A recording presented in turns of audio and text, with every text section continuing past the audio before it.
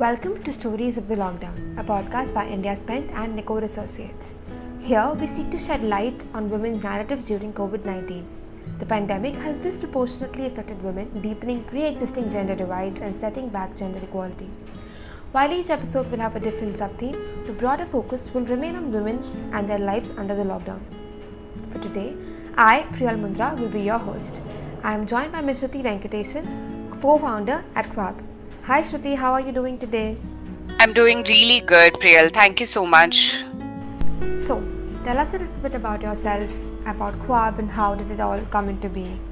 Before talking a little bit more about Quab's journey and how it came up to be, I would like to introduce myself. My name is Shruti. I'm one of the co-founders of Quab. I've been working with Quab since 2014, and there are two other people who've been with me on this incredible journey. Their names are Pooja Chopra and Yash Warrior. We together started Quab back in 2014. So Quab came up to be as a result of two kinds of experiences. One are multiple moments of trigger, and one multiple moments of inspiration, basically. So back in 2013, Pooja, me and Yash, all three of us joined the Teach for India Fellowship immediately after getting graduated from different universities. At that point of time, we didn't know each other. We weren't like great friends or anything of that sort, but just like a lot of shared experiences and experiencing a lot of challenges together really brought us together as a team. So I think during our Teach for India Fellowship in the first year in 2013, when we were teaching in a government school in this low-income community called Mandavli, which is located in East Delhi, every day after school, we used to visit the community. We used to visit our students' homes because of multiple reasons. One, we felt like we didn't know a lot about where our children, where our students were coming from, and we wanted to like figure that bit out because we felt like there was a strong connection between who they are as individuals, as students in the classroom, to where they come from. And the other reason was also that the fellowship in itself was extremely rigorous, and all of us were experiencing different kinds of challenges in school, be it with respect to infrastructure, be it with respect to lack of support system from the school staff. And that, kind of motivated us to build deeper relations with the members of the community. So I still very clearly remember during one such community visit, we saw one of my students running around in a beautiful peach dress. And when we asked her, like, where did you buy this from? This is so beautiful. She said, my mother made it. And when we visited her home and when we asked her mother about, why don't you start something of your own? You make amazing garments and this will sell like hot cakes in the market. She said that, I don't think I have the confidence to step outside of my home and create something of this sort. And that was not just the story of, I think, that one single woman. After that community visit, every time we used to enter a student's home, we used to see the student's mother being engaged in some kind of a creative activity, practicing some kind of a skill. But majorly, they all lacked the confidence to act on it, to create a livelihood out of it, which led to a couple of different things. Them being 100% financially dependent on the male members of the family, majorly their own husbands. Them lacking the confidence and them continuously feeling inadequate to contribute to socioeconomic decisions that were being taken at a household level. And a simple example of that was that, one of our students, I still remember her, she, I think, wasn't able to buy a new notebook for one of her subjects for a really long period of time. And every day I kept reminding her, but she still never got a new notebook. So one day I just asked her mom, why isn't she getting a new notebook? Because she's missing out on, taking all the notes that are being discussed in the classroom. She said that, she'll only be able to buy a notebook when my husband is able to give her 10 rupees. So that was the situation where the wife felt, when the mother felt incapable of, contributing to the child's education or contributing to the family's health because she felt like she didn't have the money to do much about it. So these moments basically triggered a lot of thoughts.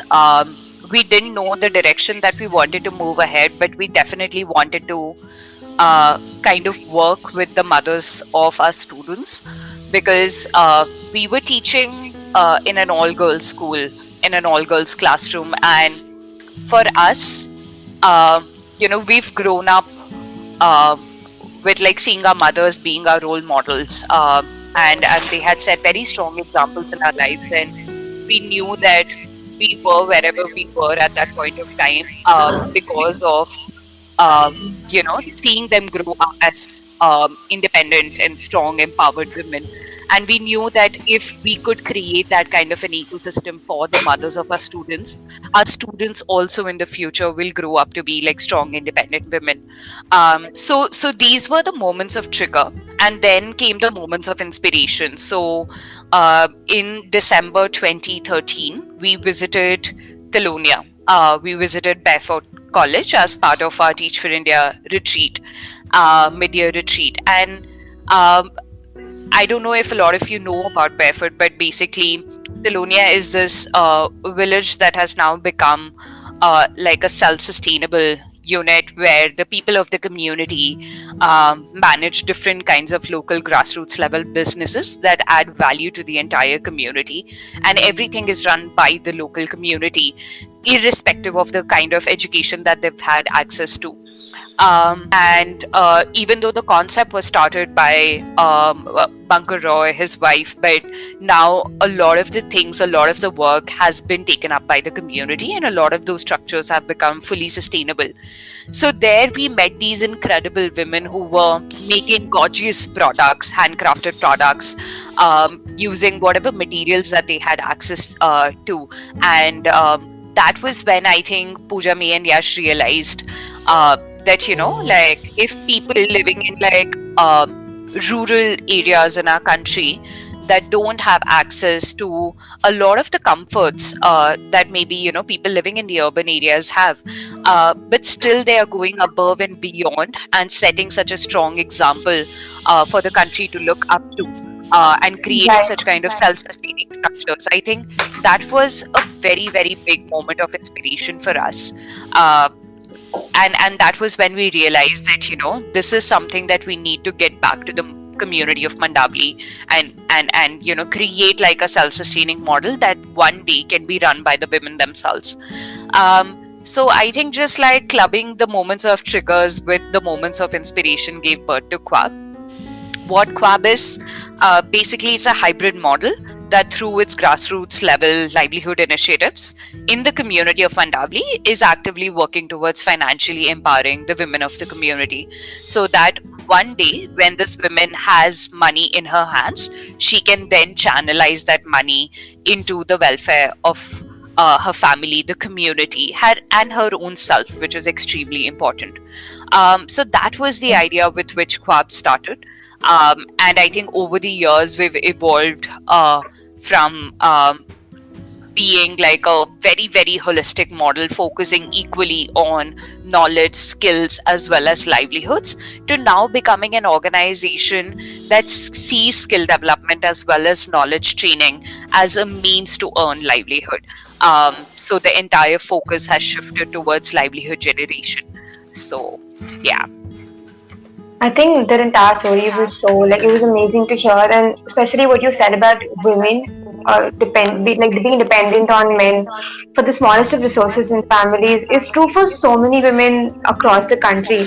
I mean, the women that you were working with, I understand, were resource poor, but I think this is also true for so many women who have the resources at their disposal but still have to be dependent on men. Absolutely, Brielle. And I think when we started off, I think we were also very young and we came from very different backgrounds, Right. and it's important to, I think, acknowledge that privilege with which we came into the system as well, where we maybe Absolutely. didn't have to compromise with, education, or my parents personally, because I have like an elder sister as well. Like, I never personally had to like kind of be in a situation where I am forced to being dependent on the other gender, and hence like it was a completely different lens that we got exposed to when we came into the system. And I think for all three of us it was an eye opener, because once we started Quab was when we started doing a lot of research, and that's when we realized that the situation that we were experiencing in Mandavli is actually something that's prevalent at a national level. Because if you see the female workforce participation rate, the labor participation rate has been constantly declining since the 1990s in India, from Yes. where it was 32% a few years back. Now it coming down to 20% and decreasing even more, especially in urban areas, is definitely a very big cause of concern, and something that I think an entire ecosystem approach, a systemic approach, is required to like kind of solve this issue now. Yeah. How have you managed the operations of your organization during the pandemic? How has the pandemic affected the functioning of the organization? So both waves of COVID, both the first wave as well as the second wave, exposed us to new realities, new challenges. But both the waves also led to something exciting happening at Quab. So, for example, the first wave, specifically, if I talk about it, when it started in March, I think March 22nd was the first day when the lockdown was announced. I think it was something very new, there was a lot of fear, and we didn't know what to expect. Like, we didn't know how to cope up with it. Till when is the lockdown going to go on? How the industries or how the market is going to react to it. I think it was something completely new, and we couldn't fathom the extent to which it'll last, and it's still going on. So, and at that point of time, we definitely weren't prepared for it. One, from the product point of view, back then we didn't have a lot of like essential products or utility based products in our product offering. So we immediately realized the need to kind of make changes to our product portfolio. That was one. But the other big challenge was also a very supply side challenge. The women artisans that we work with, the community where we work in, it's one of the most densely populated localities in East Delhi, in Delhi, in fact. And there was definitely a lot of fear among the people, among us, that, our didis won't be safe. Like, we won't be safe if we'll keep traveling to the community. It's very easy for us to spread the virus if, we continue to work in the same way that we were working before. And hence there was this massive fear, led to like a lot of the families deciding to migrate back to their native towns. And the other reason that led to this increased migration during the first wave was that most of the husbands of our women artisans and managers, they lost their jobs. Even though the wife still had an access to a livelihood, and that to a continued livelihood, because of socio-cultural pressure, because of a lot of husbands not wanting to stay in Delhi as and when they lost their livelihood, there was this increased pressure on the women to also go along with their family back to their native town. So, besides the whole COVID thing being very new for us, I think we increased migration due to a lot of fear, due to a lot of cultural pressure on the women. That was the other big challenge that we kind of experienced during that time. And the third thing was just the product portfolio in itself, right? But I think what the first wave taught us was also how bigger corporations or bigger organizations were easily able to adapt to it.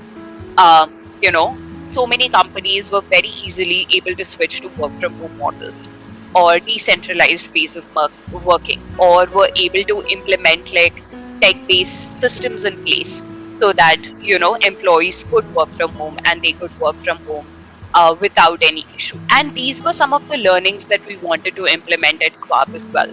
So as soon as the first wave hit, like our first focus was to create like a product that was going to be in demand for at least the next few months, which was when we came up with this range of handcrafted like cloth fabric masks. And we wanted to make sure that it was a product that was, not just being in demand, but it was also something that people will continue to like wear and appreciate and reuse. So we wanted to make sure that it's a product that has high reselling value as well.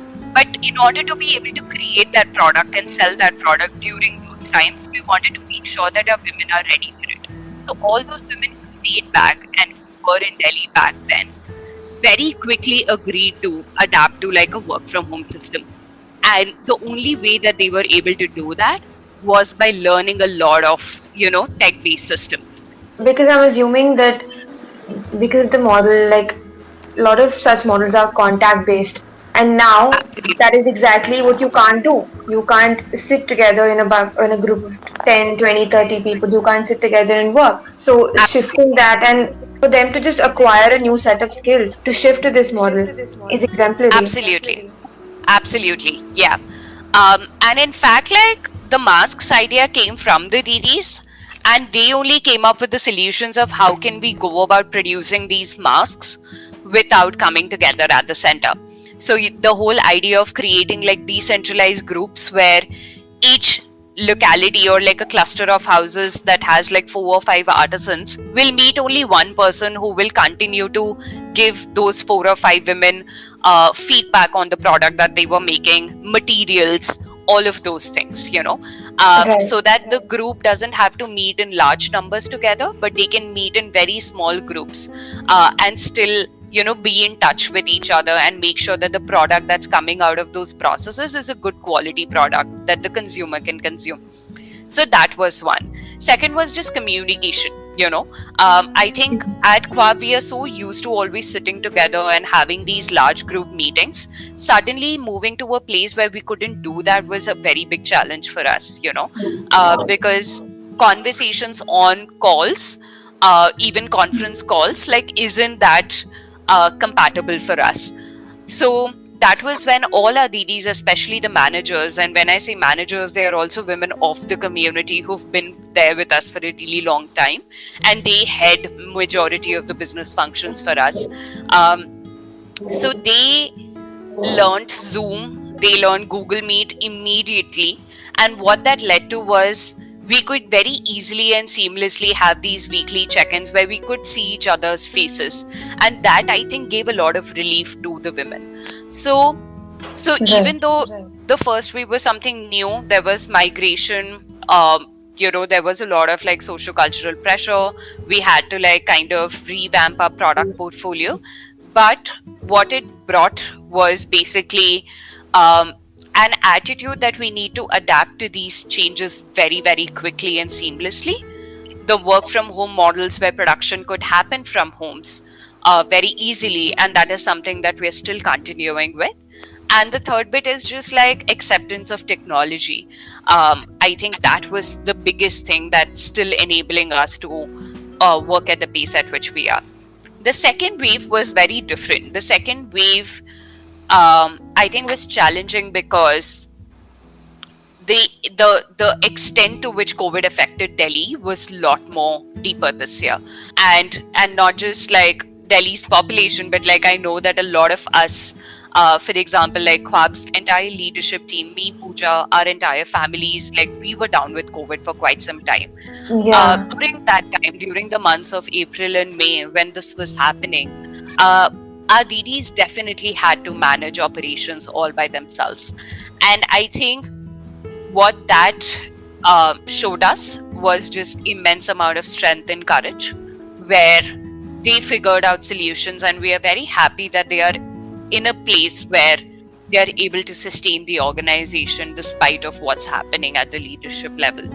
And that's what our initial plan and vision for Quab was, that we wanted to create a self-sustaining structure that was led by the women of the community, and we could see that happening in the second wave, which is something that we are deeply, deeply grateful for. And I think I do want to acknowledge the impact of COVID on small businesses, and I do feel that we are lucky to have like kind of experienced the first 2 waves and that we are still standing.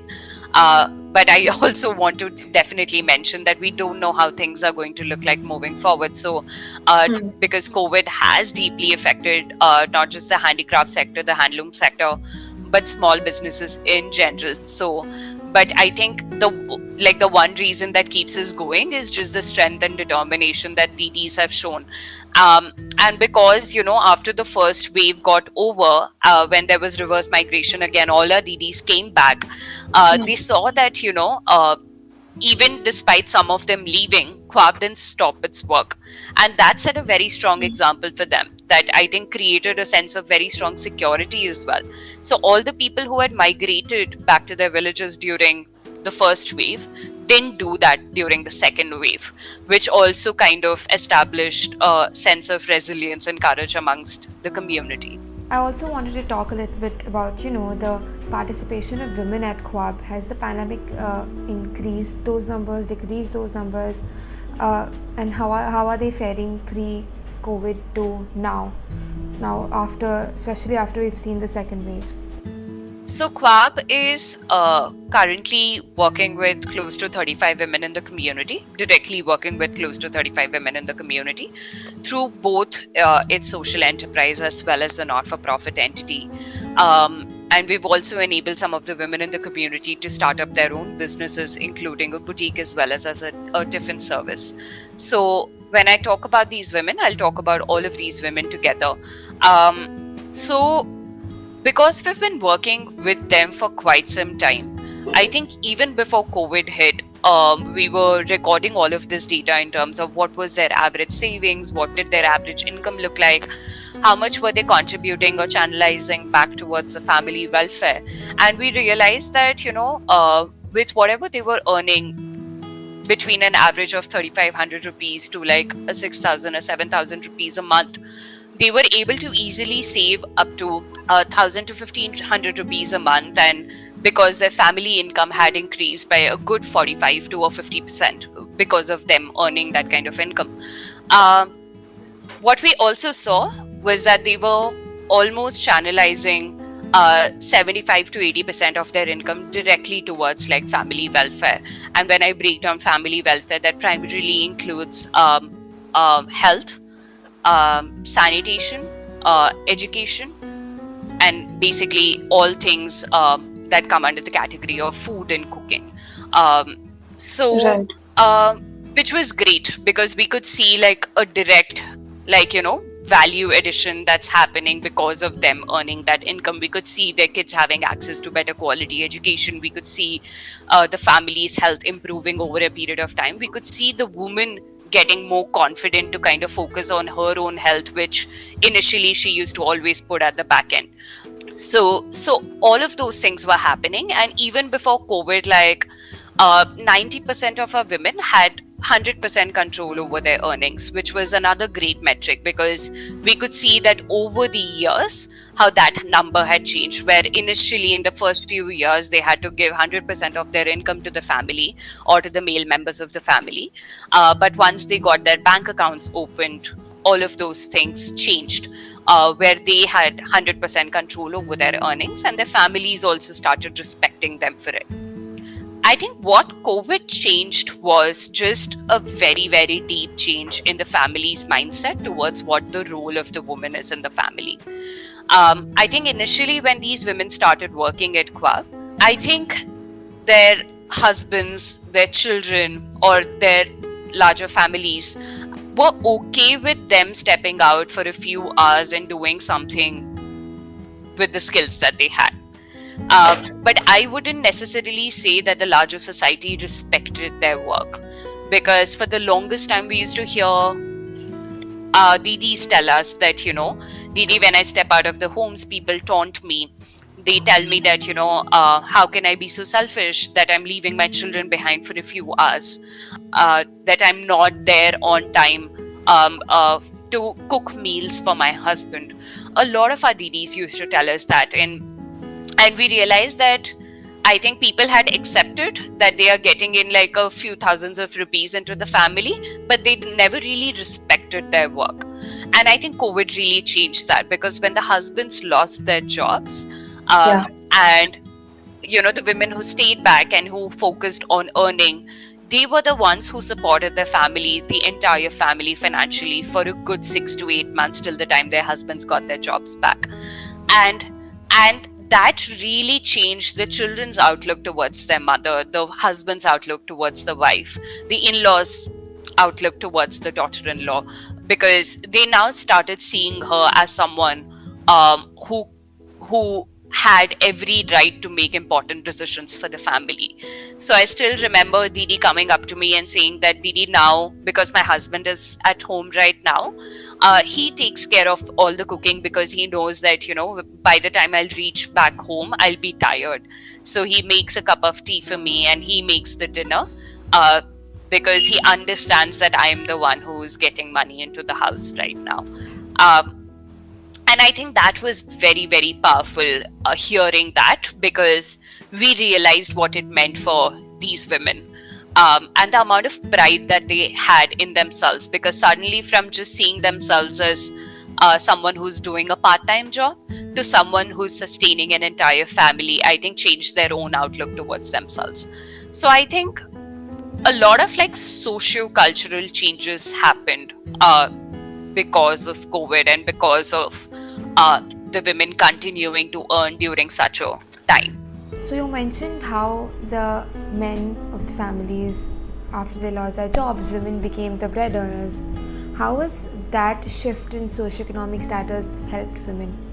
And I think during that time, they also constantly inspired their husbands to look out for other avenues for earning money. Because I think these women have now reached a place where they have experienced what money can do in terms of changing their lifestyle, in terms of making them feel powerful, in terms of making them feel confident.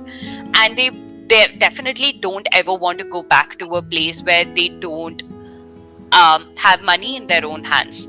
And hence, I think they're constantly thinking of ways of increasing their family's, standard of living. So when their husbands lost their jobs and a lot of the companies didn't give, jobs back to the employees even after COVID got over, a lot of the organizations used COVID as a reason to cut down their staff by close to 40 to 50%.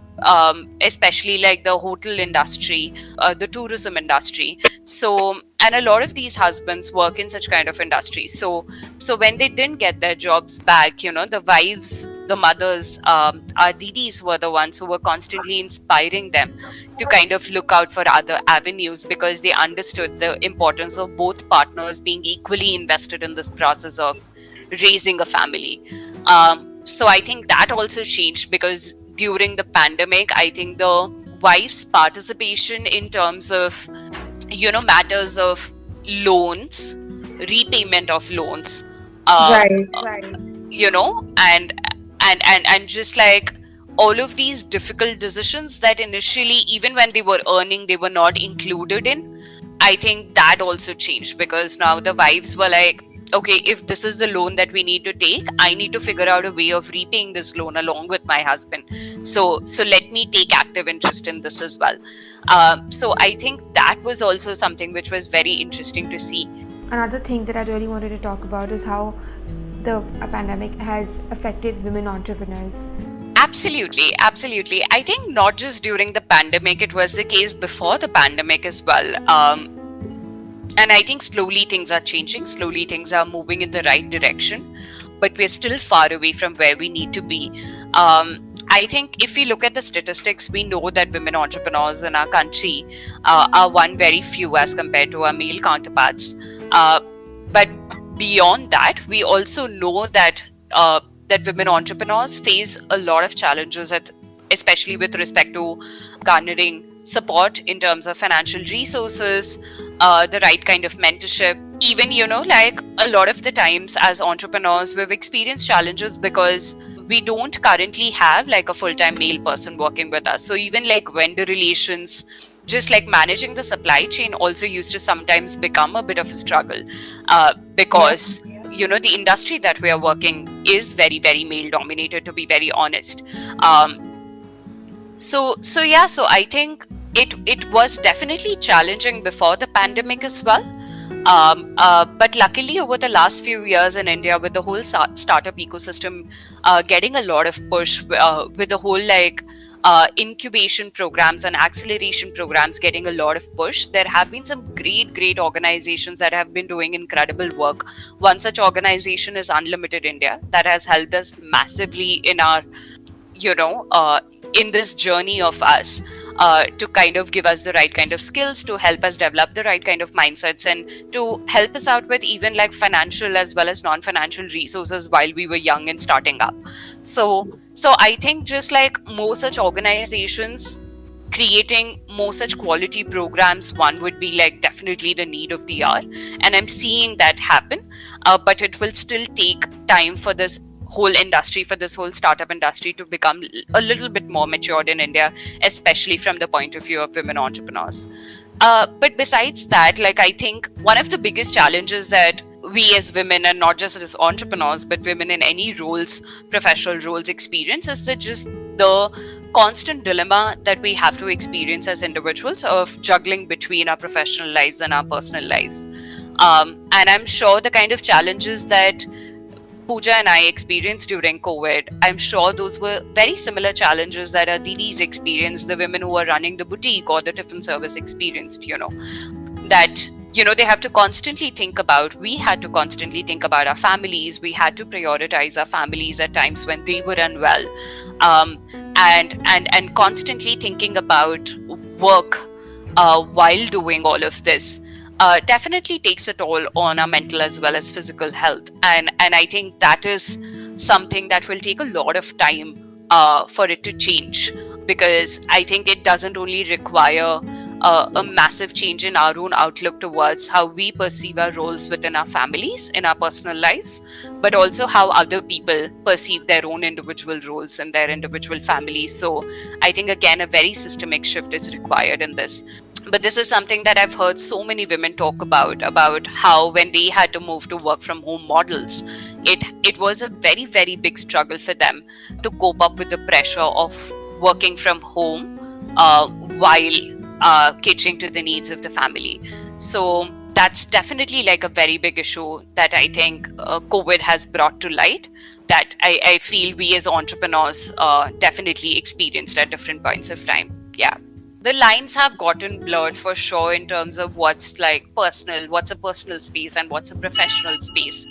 And I think a lot of research also shows that one of the reasons why the female labor force participation rate, especially in urban India, is reducing despite the increase in number of women getting educated, number of women having access to college education, is because post-marriage, there is a lot of pressure on them to focus on their families and the work that a woman is expected to do post getting married. So I feel those pressures are very much real.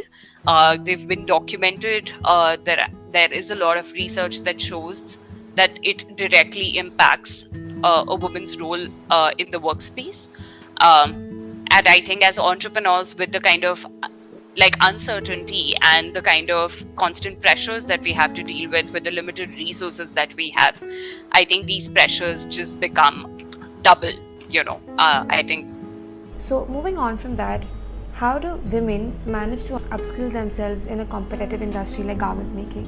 It's already has a saturated market, so how do you make sure that women that are associated with you are constantly upskilling themselves and are constantly keeping in touch with the market trends to survive? So we at Khwab, considering the fact that none of us are from the fashion design space, none of us are like all three of us, Pooja, me, Yash, we are from a background of development studies and business studies and economic honors. So we definitely didn't have any idea about the technical construction of the product or just the fabrics that we use. So for us, Right. I think upskilling and training has been like a very integral part that has enabled us to reach wherever we are. We've never stopped ourselves from learning, not just our Didis, but us too, because till the time we don't understand what is selling in the market and how does this market operate, I don't think we would have even sustained this long. So since the very get-go, I think we used to constantly get people to our center to teach our DDs, to teach us new things.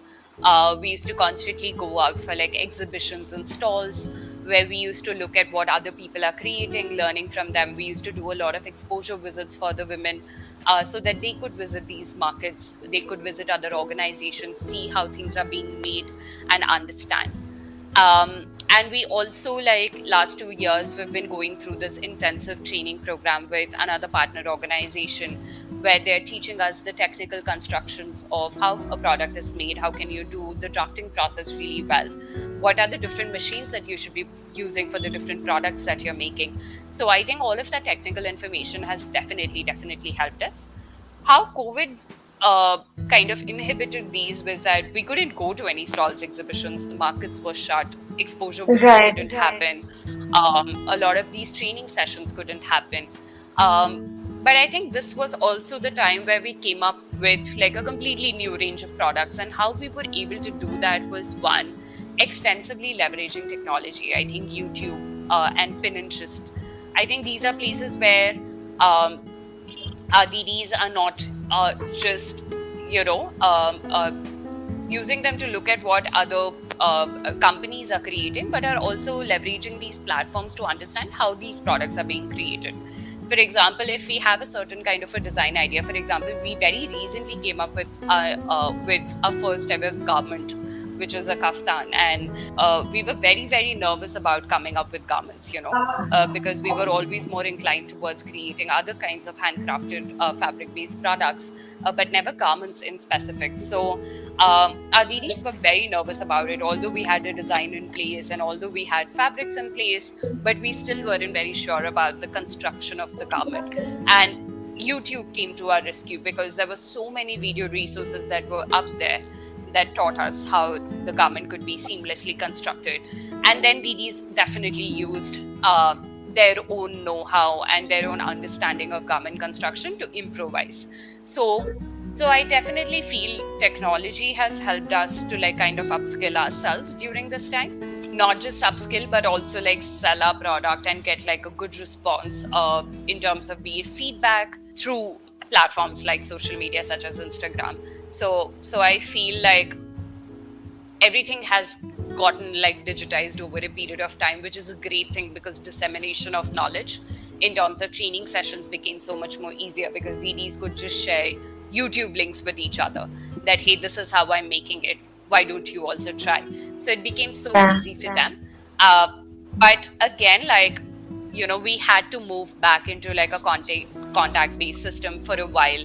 And we have moved back into that system because very prolonged periods of DDs not seeing each other also started having an impact on their mental health, because they don't just see the center sales space as a space where they do production, but also as a space where they can actually, step out of their homes for a while and just, focus on themselves, which was equally very important for them. So we have now currently moved back into small group operations where every single day a few women come to the center to produce work together. We also know that there is definitely this imminent possibility of the COVID of the third wave hitting. So we just want to make sure that we are taking all the precautions. For example, in terms of systems being in place so that if we have to move back to that model, the system doesn't collapse.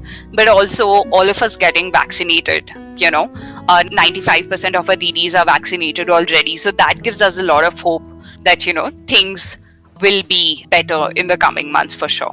So I think that's the kind of change that happens, right? Like when a woman is earning over a prolonged period of time, she starts paying attention to her own needs. So a lot of our women, actually, one of the first few expenses that they did once they started saving was that they bought a phone for themselves, because they knew that it's something that's going to add value to their work and it's important. So I feel that they look at it as a form of investment, which is great because it has enabled them to have access to continued livelihoods. Yeah. Even then, like, I feel there have been a lot of challenges. For example, the husband and wife having like a phone to themselves, right? But because the whole schooling also moved online, where each of these families have like 3 to 4 kids across different age groups, studying in different classes, having classes at different times, you know.